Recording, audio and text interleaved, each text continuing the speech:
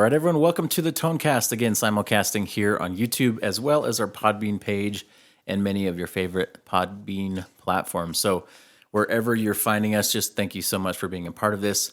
This is a 15-year journey reflection. We just hit kind of the rough time frame. I think we're within like a month or so here of kind of when we started this crazy idea of making porter pickups happen. And I've talked about that story a few times, so I'm not going to share the story here, but this is really a reflection type podcast, looking back on 15 years, some things that I really love about doing this job, and also some things that I hate, or maybe I'm not so wild about. And I feel like sometimes we're definitely leaning towards glass half full, and that's the way I want to be in things. But there's also some things that have kind of sat weird with me over the years, and I feel like just sharing them at this point. Maybe that's out of character. I don't think so, but it's more of a, just wanting to be kind of peel back the curtain a little bit to some things about the industry that, I both love and hate. So 15 total things.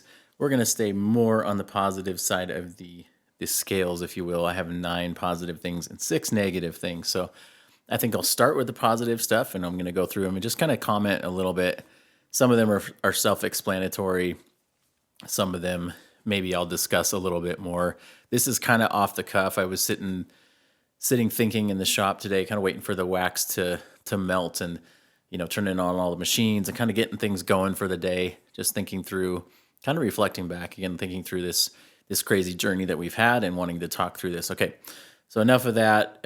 Maybe you're curious about this list, maybe not.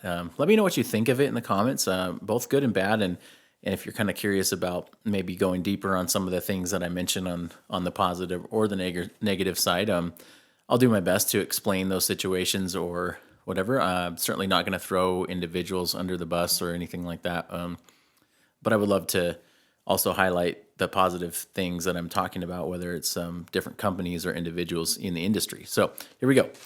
I'm going to go through the loves first and then move to the hates, okay? Or the not so loved ones. Let's say that hate's pretty strong. I don't want to go all the way there, but there are some things that kind of get into that hate category, if you will. So I'm just gonna lay it out there. Let me know what you think in the comments. If you're listening to this on any podcast platform, we will include a link to the YouTube video, and that's where I would like your comments on the YouTube channel as well. So if you have something to say, if you have discussions, please leave those down there. If you're finding this on YouTube, then you know where to find the comments right below the video here, and we'll go from there. Okay, into the love list. So we're going to start through. One is just simply the first thing I wrote because I was thinking about a podcast. I've just really enjoyed creating this podcast, interviewing people, just talking about different subjects. Kind of making this podcast related content has been one of the more fun things that we've done as a business, just creating this, and hopefully it's been enjoyable for you. Hopefully it's been interesting enough to give a listen to. And as of recording this, we passed 20,000 downloads just on the Podbean page alone. We don't have the stats for all the different platforms, but that's pretty cool. So people are listening, and I really appreciate that for those who are listening. So thank you so much for that. One of our main things is inspiring guitar players. So the second thing on the love list would be just inspiring guitar players. That's exactly why we started this company, exactly why we created the stuff that we do. We want to inspire guitar players. So when we see that inspiration come through, it really makes us happy. I mean, it's kind of the rocket fuel to keep going, if you will. And so we love that part of it. All right, up to number 3 here on the love list. This is just meeting people. Through this job, I've got to meet such really cool people in the industry, whether it was at the NAMM shows or smaller trade shows or just people walking in the door, just fun to meet guitar players. And many of them have become great friends. Many of the industry people that I have, and some of them that I haven't met, but I'm on the phone with, talking all the time. I love that part of it so much. That's really, really just one of the joys, is to kind of make those and build those friendships in an interesting community of guitar players. All right, up next, number 5. Just one of the things I enjoy doing is encouraging other people, and also just getting encouragement back. Looking for just people who have a positive outlook, even though we're going to go negative in a little bit. But finding people who can encourage us in the journey, and vice versa, looking for people to, you know, offer advice to. If I have anything to offer, I'm always happy to do that. But looking for people to kind of just cheer on in their journeys and stuff like that. That's always been a fun part of it for me. All right, up to number 6 here. Now I put podcast again. This is interesting because this is actually more focused on the interview portion of the podcast. So I really enjoy the actual interviews and getting to talk to people. One of my favorite times of the podcast, and you can go back to listen into the 2020 pandemic era, was actually interviewing venue owners, musicians, people going through the pandemic and figuring out what's next and how they're going to navigate it, and just kind of right in the middle of kind of the height of the unknowns and the confusion. We had a couple really fun interviews. At the time, both of us were sitting down wondering, okay, is this the end of this whole thing? And I remember talking to, a music venue manager here for a pretty large venue here in town, and they said basically like this, why we do what we do, we have to keep that the driving focus, keeping music alive and letting people come see live shows, and kind of just that desire to double down on the things that you're about during that time, which is really cool. All right, up to number 7. One of the fun things for me has just been trying new gear, trying different guitars, trying different pedals, knowing people in the industry that make really cool products, and be able to try their products and trade and acquire new things. And of course, with our job, we have to get a bunch of different guitars. And so that's been something that has been really fun. I've got to get a Jazzmaster. I've got to get something with Filtertrons or whatever. And it's maybe a guitar I would never really buy personally, but it's allowed me to explore kind of what these different guitars are about, and even some brands are about that I might not buy normally as in my lane of music, maybe not, but in my job, I buy these different guitars. And that's been a really fun thing to kind of broaden my palette. There's a lot of guitars that maybe I didn't like in my first part of the journey here, and then I've grown to love over the years. One being some of the PRS stuff. I really didn't like PRS as much. I like the way they look, and then over the years, I've really enjoyed some of what they have to offer. I'm not a fan of every single thing they do, but I've just grown to love it. All right, number 8. Now this is one of my main 3 goals when I started this company, is just providing jobs, providing income for my family. Is certainly chasing this. I want to be able to pay bills and all that other stuff. And it's been a grind, from the beginning. We've gone through so many ups and downs, and being able to, offer people jobs, being able to put food on the table for my family, being able to do some things like buy a house, all those kind of things through the work and the efforts of everyone involved here, has been a super, super encouraging thing. I mean, I think when I first started this, I didn't think that I would do, I didn't think we would do what we did with this business where we're at right now. And, that's just a testament to the people who have been here and just the hard work in general. I don't take, even though I'm leading the ship, I don't take all the credit for it, because there's so many people along the way that have offered the encouragement and offered all those things. So that is something I just am really thankful for. Okay, last one on the positive list. I've got a lot more positives that have been popping into my mind as we're recording here. But last one is really just seeing the products being used on stages, on recordings, seeing photos of the pickups in guitars. That's just something that, man, I really love that. Meeting artists, going to a show, and then hearing, a song start out with the pickups that we wound. It's kind of one of those things where we're in this little cave here in our shop, and we're filling orders and we're shipping them out. We don't always get to see and hear where they go in the real world. And we know they've gone many places all over the world, and many stages, small and large. And that's just been cool for us to see that. And kind of, we don't need validation necessarily, but it's just really, really awesome to see the way that, just the way that they're used, and actually sometimes in person be able to hear that. That's always like, wow, I made that, and even though we made thousands and thousands of pickups, it's still just as exciting the first time that we hear kind of someone playing, and even going to a smaller gig and just knowing, oh, that guitar player's got our stuff, or they're really excited about it, or someone just shares a photo of a cool guitar shot at a gig. And we're guitar nerds, so we love seeing that kind of stuff. So that is my big positive list. I'm not going to actually put this list in the comments, but you can go back and listen to it if you want. All right, now we got to move over to the not so great, the hate side, the annoying side, or whatever. There's some things that have always kind of bothered me in the industry, and I've always wrestled with: do I make videos about these things? Do I even like bring them up? Do I not bring them up? And this is a video where I feel like I want to do that. And if you see this published, and I decided that it was okay to publish it, and again, I'm not certainly trying to put people on blast, but there's some things about the industry that kind of bother me and that have bothered me over the years. And so this is probably like a flyby of different things at different times that maybe have not sat so well with me. And so here we go. All right. So the image stuff, this is like the image-based marketing. So you got to have the coolest photos. You have to have the right lighting. You have to have, this kind of thing for social media. You've got to have these different things to then be popular. And so we started the business right kind of in the early times of Instagram. Instagram was just getting off the ground. We started their business, within that same sort of time frame.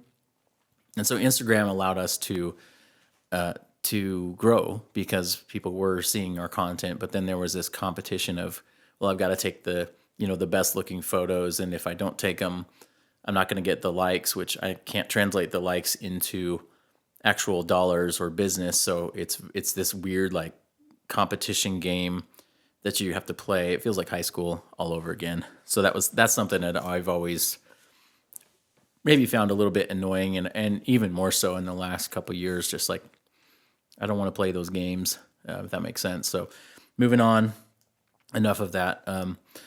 Okay, so this next one is a generic sweeping comment, but a lot of cloners and scammers in our industry.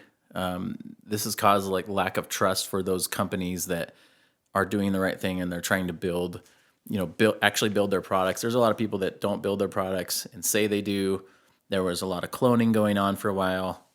You can research those, and if you want to find specific names, but there's a lot of those type of things that have been going on, and it's always frustrating if you're someone who's trying to do things right. You're trying to build, again, not trying to like say everything we do is perfect, but when you're building something and someone's not building something, but they say they are, that always like really sits not super well with me. And then I've seen some people just straight up scamming people, and then all of a sudden their businesses are more successful, which I have a real problem with that. I don't understand how that is supposed to work. I don't understand why that works. People get backed into a corner and then they apologize. They don't actually step out and own it. They kind of have no other way out, and then they apologize. And so those things in the industry kind of are weird. And we've always just tried to keep our head down and kind of ignore those things. But I'd be lying if I said they didn't bother me when I see that happen. And then I see these people, in Sweetwater. I see these people in other, bigger shops, and thinking, man, they built this thing on a lie. So that's always a hard one. So I'm just gonna say that straight out, because that's something that's probably high up on the things that maybe bother me about the industry. Okay, next up is just perception. So this is like perception of sometimes of our company, perception of other companies, where we'll be working with someone and then we've actually been just ditched in the middle of the night by some builders, by some other people, and they just move on to another company. They don't say anything, they just move on. And it's super weird because everyone is chasing a popularity ghost right now in the industry. And if you chase that ghost, then maybe you'll get the next wave of sales. And so, we've been used as a step stool, kind of people stepping on us to move up. And it's something that I've, used to bother me a ton in the past. And lately it's really not, but it's something that, it's something that still exists, and it still happens quite often. And so it's super weird because, people perceive a brand one way and then they move on, and then the people that follow them perceive that brand in a negative light, which not that long ago it was in a positive light. So it's just this weird sort of thing tied in with the influencers, tied in with some of the, kind of the YouTube sort of thing. And that's just super weird for me. I always kind of wonder, like, oh, okay, why did things change all of a sudden? And and that's fine because at the end of the day, we've ended up finding, I think, more of the right kind of people to work with, and in some of the right industries to like just find the genuine, legit people that want to stay loyal. And in this industry, I mean, we're all kind of looking for, we're looking for good deals. We're looking for, ways to move forward, and so that's a tricky subject, and I could go into that more, but it's just one of those things where it happens sometimes, and it sort of you kind of have to brush it off and move on. And I think in the past, it didn't really handle it as well as like as I'm doing now. I still got work to do in that area, but that's just one of those things that's super weird about the industry. Okay, back to a little bit of social media stuff. So moving on here to the last couple negative things. Social media limitations. So growing these big channels, paying social media for a whole bunch of money to get more exposure, not knowing if you're actually getting that exposure, and then having little exposure now. I mean, most of our major social platforms are pretty squashed now. We don't really have a reach as good as we used to have, and that's super weird because you don't understand, you don't know if that's translating to more or less money. Less likes doesn't really mean anything, but we're kind of chasing that ghost, like I said before, this thing that we're trying to chase versus just being able to be in front of people and help them. We recently did a pretty massive marketing project that didn't really go anywhere, and for other companies, it was very successful. And I think that's just the nature of our industry is our industry is slamming us with new releases, influencer videos, product shots, and the average guitar player I think that I've talked to is getting a little bit worn out by that. And so us trying to navigate those waters has been very, very interesting. So that's one that's kind of, it's a deeper subject, but that's kind of the overarching thing. And then I mentioned before kind of, people moving on or people changing and all this stuff. It's just kind of perception.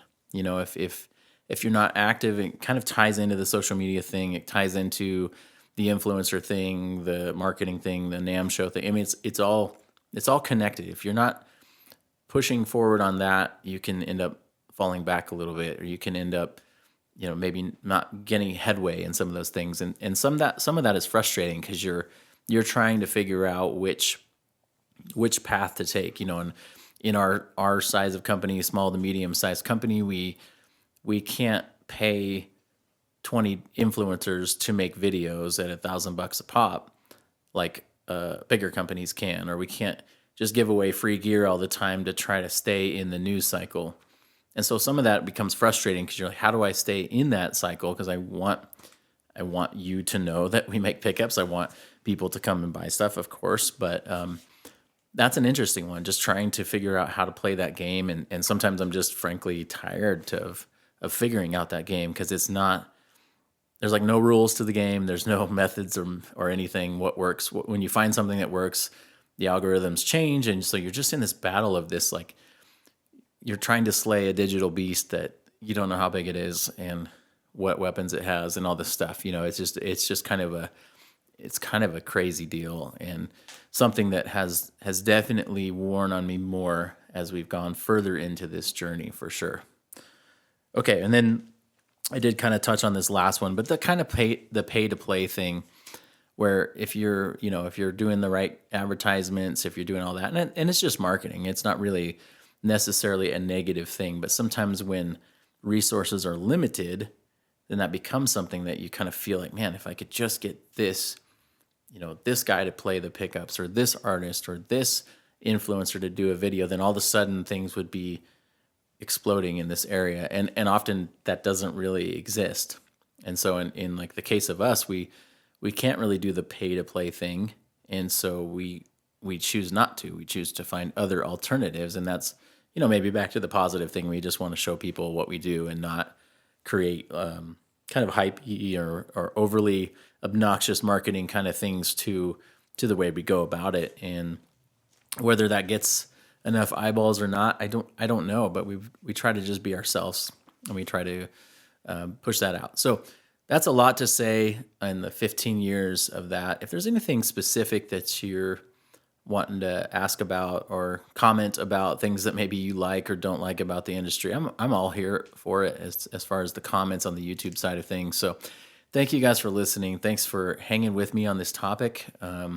Again, just a rapid fire set of notes that I've just been kind of working through here, and trying not to do too much commentary on it, but it has been a little bit longer podcast, longer video. But thanks for hanging with me, and thanks for hearing me out, and also just for those, again, going to end on a positive note. All those people who have supported us during this journey, what a blessing it has been to provide these pickups for you, and just to share kind of our own version of things, share our hearts on this channel, and just kind of share the journey for all of you. So thank you guys so much for being loyal listeners and loyal fans of the business. And yeah, let's go forward and keep creating some cool guitar stuff. We'll catch you guys later.